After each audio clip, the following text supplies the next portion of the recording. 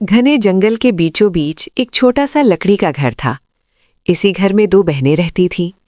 उनकी दुनिया बज़ाहिर छोटी थी, मगर जिम्मेदारियां बहुत बड़ी थीं।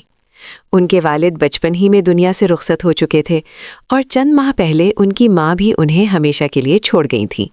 अब वो दोनों बहनें एक दूसरे का ही सहारा थीं। रोज़ सुबह वो जंगल में जातीं, दरख्तों से लकड़ियाँ काटतीं और फिर करीब के गांव में जाकर उन्हें बेचतीं। यही उनकी कमाई का जरिया था और यही उनकी ज़िंदगी की वाहिद हकीकत। मेहनत सख्त थी, मगर वो सब्र से काम लेतीं, क्योंकि उनके पास और कोई रास्ता नहीं था। एक दिन लकड़ियाँ काटते हुए वो दरिया के किनारे जा पहुंची। वहां पानी के साथ बहती हुई एक पुरानी किताब उनकी नज़र में आ गई। हैरत की बात ये थी कि पानी में होने के बावजूद किताब बिल्कुल खुश्क थी। उन्होंने किताब उठाई। उसके पहले सफ़े पर लिखा था, वक्त के बदले हर ख्वाहिश पूरी होगी। दोनों बहनें हैरान रह गईं।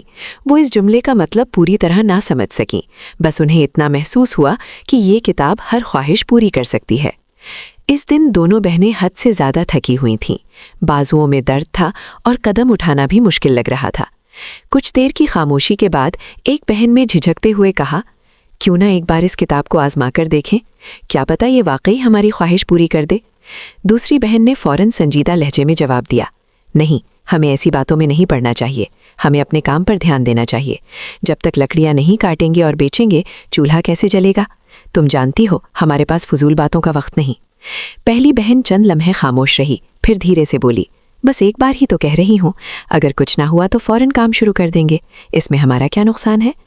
दोनों बहनें कुछ देर खामोश बैठी रहीं। फिर एक बहन ने दूसरी की तरफ देखकर कहा, अगर वाकई ख्वाहिश करनी है तो समझदारी से करनी चाहिए, ऐसी ख्वाहिश जो हमारी मेहनत को कुछ आसान बना दे।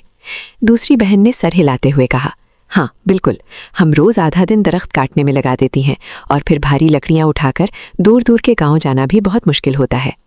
पहली बहन ने अपने थके हुए हाथों को देखते हुए कहा, अगर हमें दरख्त काटने की मुशक्क़त ना करनी पड़े और लकड़ियाँ पहले से कटी हुई मिल जाएं, तो हम ज़्यादा गांव तक जा सकेंगे और कम वक्त में ज़्यादा कमा लेंगे। दूसरी बहन ने कुछ लम्हे सोचा, फिर बोली, हाँ ये ख्वाहिश ठीक है, इससे वक्त भी बचेगा और जिस्मानी मेहनत भी कम हो जाएगी। दोनों बहनों ने एक दूसरे की तरफ देखा और इत्तेफाक से कहा, तो फिर हम यही ख्वाहिश करते हैं कि हमें कटी हुई लकड़ियाँ मिल जाएं। चंद ही लम्हों बाद उनके सामने लकड़ियों का एक बड़ा ढेर मौजूद था। वो दोनों हैरत से साकित रह गईं। खौफ, खुशी और हैरानी एक साथ उनके दिल में उमड़ आए। एक बहन ने खुशी से कहा, ये किताब वाकई हमारी ख्वाहिशें पूरी कर रही है। दूसरी बहन की आंखों में चमक आ गई। वो मुस्कुराते हुए बोली, अब हमारी ज़िंदगी आसान हो जाएगी, अब इतनी सख्त मेहनत नहीं करनी पड़ेगी। उन्होंने जादुई किताब को एहतियात से घर में रखा और कटी हुई लकड़ियाँ उठाकर गांव की तरफ रवाना हो गईं।